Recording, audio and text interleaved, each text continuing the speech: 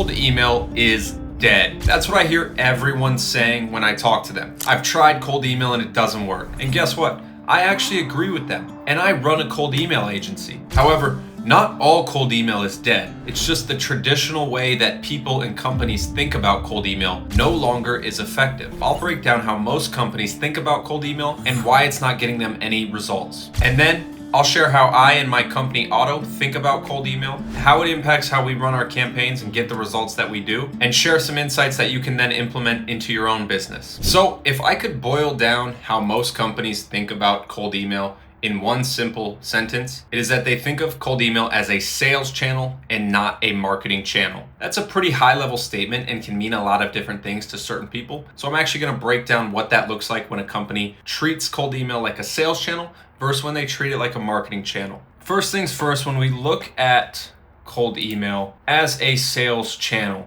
number one, obviously you are trying to sell through cold email. Why else would you be sending cold emails? Primarily, what we see is companies are overly focused on closing the deal, right? That is their goal when they think about cold email. And that drives a lot of behavior when you run your cold email system. When your goal is to close a deal, your message is very pitch focused. It is very features focused. You talk about pricing. It is very me. Notice there's not a lot of talk about you, the prospect, right? And so when your goal is to close the deal and your message is about yourself and your features and why you guys are the best, and your CTA then becomes book a call, right? It's get them to that next point so we can sell you as fast as possible. There's not a lot of room for education in there, right? It's, hey, Andrew, this is why we're the best. Would you like to jump on a quick call? And it's like, no, I wouldn't like to jump on a quick call, actually. Sorry. There's some very distinct changes when you think about cold email as a marketing channel. A lot of this right here is copy focused. There's a lot of changes that we make on that side to focus more on generating the initial interest, starting the conversation, getting that reply, because then you can actually educate. And when you do get that lead, you show up with a much more qualified, educated lead who actually is ready to buy from you. The copy, again, it's much more of a transactional vibe, right? When you put all this together, it feels stiff. It's not, it doesn't inspire a response from the individual. And they wonder why, we've sent 150 emails and we haven't gotten any responses. Well, you are focused too much on the transaction, right? You're not focused on generating top of funnel. You're focused on closing deals. Stop doing that. Another big thing we see when people treat cold email as a sales channel, this is a huge issue that we see, is that there is fragmented ownership across the organization where individual reps are all doing their own sequencing. This has issues because there's no real testing being done. There's no message auditing going on. You don't actually know your numbers in terms of how many emails have we sent, how many leads have been booked from it. What happens is you don't have a real grasp on cold email as a channel the same way you would as if you were running paid ads and you had a single owner running that across the organization. Your SDRs are wasting time writing these emails out, owning the channel across 5 different individuals, 10 different individuals, and nothing's really getting done. So think about the time wasted there on the sales team side. There's a lot of pressure to make it work fast, right? SDRs have a lot of pressure to book meetings. If they are using email in this fragmented ownership style where maybe they're sending 25, 50 emails a day, they're spending a lot of time doing that. If they're not booking meetings, they're on the horn pretty quickly, right? It can turn into a pretty stressful environment. Following the same trend here, when there is fragmented ownership and there's pressure to make it work fast, there's very limited testing. This is not something where you are treating it like a marketing channel on Facebook ads where you say, let's test this versus this. Again, you don't actually know what's being said and what's being tested, if anything, right? There's no message control. There's no list control. You're just hoping that the reps are doing their best job. So you don't actually know which offer is going to perform best, which messaging is converting best in which markets are more responsive at that given time. There's a lot of information that's being left off the table and that you guys aren't uncovering as a business that you can actually use in other channels to help guide your business and generate more leads. That's just being wasted because you guys are sending 50 emails a day from 5 different reps. You don't actually know what's being said. Last but not least, low volume. When you have that fragmented ownership, you don't actually understand how to run high volume cold email strategies and treat it like a top of funnel mechanism. You're not going to be sending more than 1,000 emails a day. If you're in a big market, you need to be sending 5,000, 10,000 emails a day, testing a lot of different items, testing your markets, testing your buyers, testing different offers, testing different copy angles, because all of that is incredibly valuable knowledge that, again, you can use for outbound, you can use for paid ads, you can use for sales. There's so much value that comes from running high volume and being able to test, not just the fact that you'll generate more leads, but you'll learn a lot way quicker. So those are the biggest issues I see when companies treat cold email like a sales channel. And it really, if you could boil it down, it's to they're writing copy incorrectly. They're too focused on the transaction, too focused on getting them to that next step. Ownership is fragmented, right? There's no real system in place across their team, across their sales reps. It's owned by the sales reps. And so there's no real testing going on. They don't have the time to test. They got to book meetings quickly, right? And so as a result, you're also not getting enough volume. Sales rep has to go build the list, write the copy, put it in a sequencer, manage it, and also handle their calls, handle the inbound leads.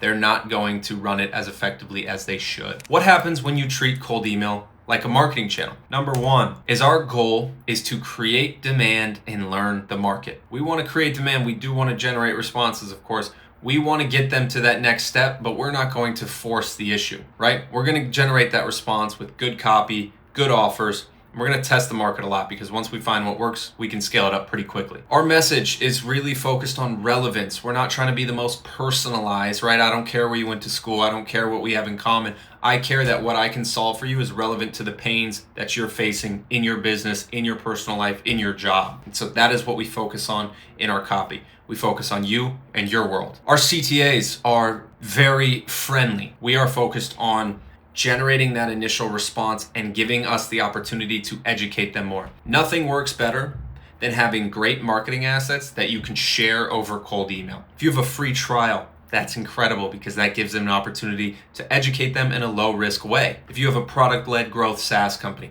that's incredible. If you have a YouTube video that explains your product in a beautiful way, that's amazing too. Hey, can I send you the quick video? I'm telling you, one of our best performing campaigns right now, cleaning robot, where we send this to hotels and restaurants and we offer to send them a video to show them how it could look for them. We generate the initial interest, we send the video, and then we book a time with the lead. Much cleaner, much more effective. You generate way higher volume of leads and you actually get to educate them. So when they get on the call, they are much more informed, ready to talk. They're not so defensive. It's just a better overall experience. Again, keep that CTA open-ended. We want to validate the interest and maybe just offer something of value to the lead. Conversational vibe. It's okay if you say no. It's okay if you don't want to work with us. This is all data coming back to us.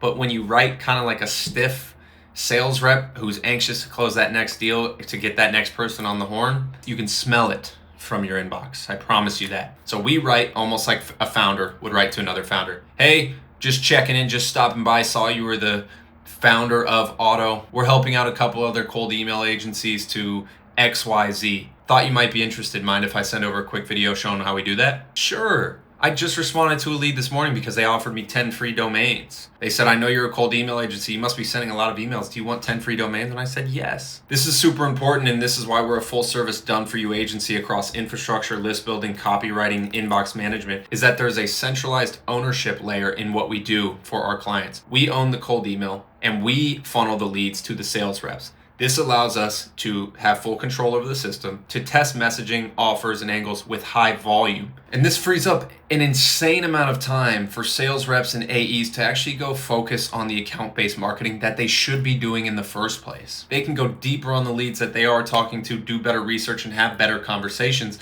knowing that there is a cold email system that is covering their market with high volume, testing different offers, testing different messaging, and sharing that feedback along the way. Next is we have patience to let signals compound. Now, I'd say patience here is kind of a funny word because we can make decisions pretty quickly when you have the ability to send very high volumes. So when you can send 5,000 emails a day, we know pretty quickly if an angle or an offer is working.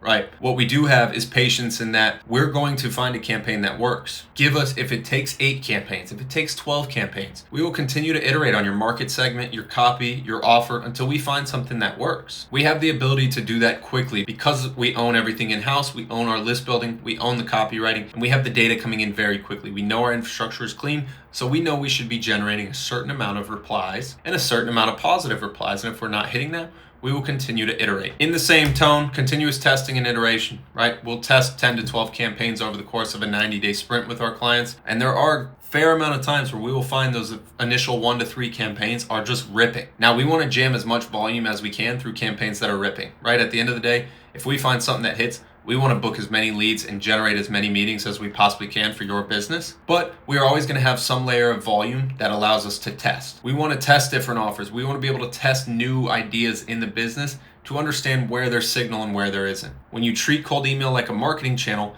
you are allowed to go out and test like this, right? And because, again, we can get that volume and we have the skill sets and the tools in place, we can test pretty quickly. All right, ladies and gents, last piece here is just high volume and TAM coverage, total addressable market coverage, meaning if you have a total addressable market of 100,000 contacts, 200,000 contacts, we want to go and hit everybody in your market. A sales rep typing emails could never do that for you. There are people that are in their buying window that you guys are missing because you're not putting your offer in front of them. This allows us, again, to test a lot of different messaging, a lot of different markets, and make sure that people are aware of your business. When you run cold email like a marketing channel, your website traffic will increase.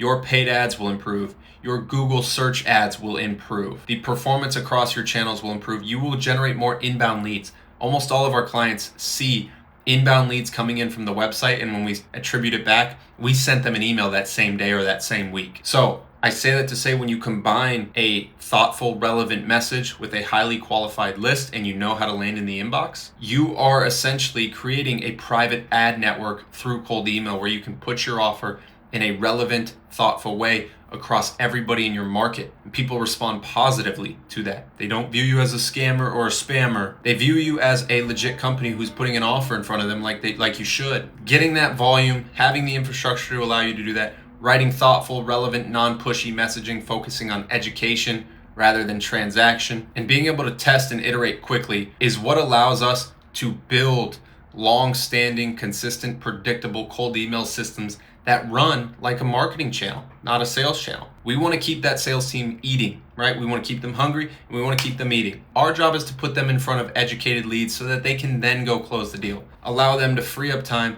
to go focus on that ABM, to go do things that an automated system can't replace, right? Give them a call, chat them up, send them a gift. Do what you got to do on the human side and let an automated channel blanket your market with a good offer. So, if you like how we approach cold email and how we think about cold email, and if you want to learn more about how I help B2B companies add an extra 20 to 50 qualified meetings per month from our systems, book a call with me and I will honestly tell you whether or not you are a fit for our cold email system. We run a 90-day sprint with all of our clients where we send a high volume of emails across quite a few different campaign strategies to find those winning angles within that first 90 days and then scale them up as much as we can. At the end of the 90 days, we move into a longer term partnership, or you can take this in-house and continue to run it with a unified system. Now I put this here and it's really the truth. I really genuinely do not care if you book a call with me or not. I do want you to be educated on why cold email can work for your business. And I want you to have an open mind in terms of how this approach can be much more effective than maybe the approach that you've been sold in the past or that you're currently trying in-house. If you do potentially want to be a client of ours and send some high volume cold email in a thoughtful, relevant manner, come book a call. Let's have a chat.